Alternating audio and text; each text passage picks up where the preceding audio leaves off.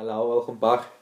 Apologies for not being about for a while. I had a little break and I needed to make sure I was happy with what I was putting out, which I think I am now. So anyway, you know what? After a little break, you'd be amazed how hard it's come again to try and talk to a camera. But I'm gonna crack on. And for those, as you can tell from the title, carbs and keto. And for those who don't know, keto is a diet which is extremely low carb and extremely high fat, and the method behind that and the thinking behind that is your body's primary energy source comes from carbs, which is glucose, blood sugar, and it's the easiest one for your body. So it's always the primary. It's always the primary. It's your body's go-to for energy. So in a diet where you're not getting those carbs, your body then produces ketones from the liver, which are then used as energy in replacement of glucose. So that's as simple as that, and it's a little bit more than that, but I'm trying to make it as watchable as I can.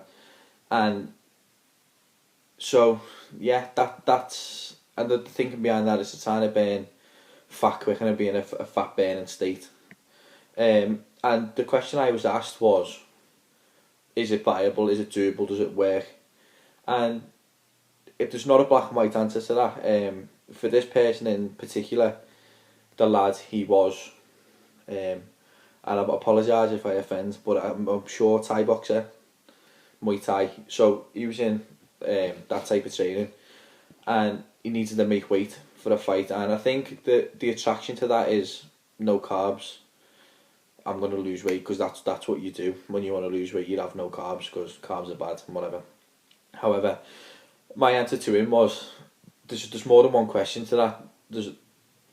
It's like, so how often do you train? What are you training? How long have you got? Do you need to make weight for a certain time or whatever? And this lad was training 1.5 hours, 2 hours a day, twice a day. And my advice was no, don't, because the energy for somebody who is an athlete, someone who's in a performance sport, whether whatever, like this lad is, he needs to perform. He needs to perform properly in training. He needs to perform optimally when he fights. So, and there's questions around whether keto provides sufficient energy for athletes and for performance based people. And my advice to him was no, because your performance in the gym will most likely suffer training that often and for that period of time.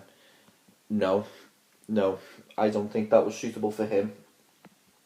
And I think a lot of people have got a bad perception of carbs, and I think that's why keto is so popular, because carbs have got such a bad name and such a bad reputation where people think, oh, they will make me fat, or I can't eat that, or whatever. Everybody seems to know someone who thinks carbs are the devil, and it's wrong. Carbs are your main.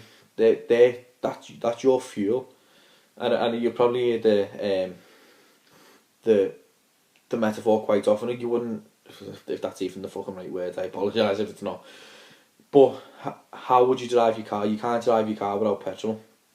It's the same with your body. You can't ever wish to perform and to train and to push yourself as well as you possibly can without fuel, because that's black and white. That's what it is. Carbs are your body's fuel, and that's nothing to be scared of.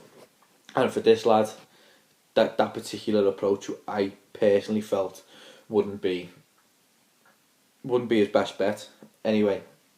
And I think keto is I think it's very specific, and I think it does work, and it's viable. I don't think there's anything personally wrong with it. However, I do think it's such a small market of people that it's targeting and that it's suitable for, that for the majority of normal people and for the people who just want to lose a bit of weight, I don't think it's viable, and I don't think it's the answer, because I personally think it can then extend and build upon already bad reputations and bad perceptions people can have of food, in this case being carbs. So so think about it, if you're on and I'm talking 20-30 grams of carbs a day, a piece of bread can be 20 carbs. For those who don't know, just to put that in a bit of perspective, one piece of bread can be 20 carbs. That's it, all day. So for someone who's doing that, it's your girlfriend's birthday, or I don't know, it's Christmas or whatever. That the social constraints that puts on you, it's not viable. It's not long term. It's not, and I'm not saying it can't be, but for the majority of people, it's too restrictive, and it's too demanding to keep going for that amount of time. And anyway, but because your life's like I'm a big one. You preach your lifestyle first. You've got to live your life as well. And if I'm going out, or if I'm going for a pint, or I'm doing whatever, then I'm not going to say, oh, I can't have a pint, or I can't go out tonight for me tea, because I've had me 10 grams of oats for the day, or whatever it might be. So that's something to take into consideration. For this lad, he needed to make weight. But bear in mind, there's been studies done showing that more carbs before your workouts and will then create a greater output. So you'll have more fuel, so you'll work harder, you'll put a greater shift in the gym, and you'll burn more than what you would have anyway. So that's a good thing. And my other advice, excuse me for blocking the camera. My other advice was, if you need to lose weight, then your carbs aren't a bad thing. So just be clever with them, eat them around your training, make the most of them. If you don't want to have a great deal, then when you do have them, make sure it's when you're in the gym.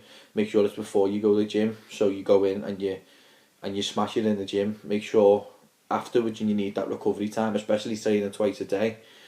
Make sure you're strategically planning, and you're strategically consuming them carbs, that if you don't want to have a great deal, have them where they're going to benefit you most. And it almost became talking to him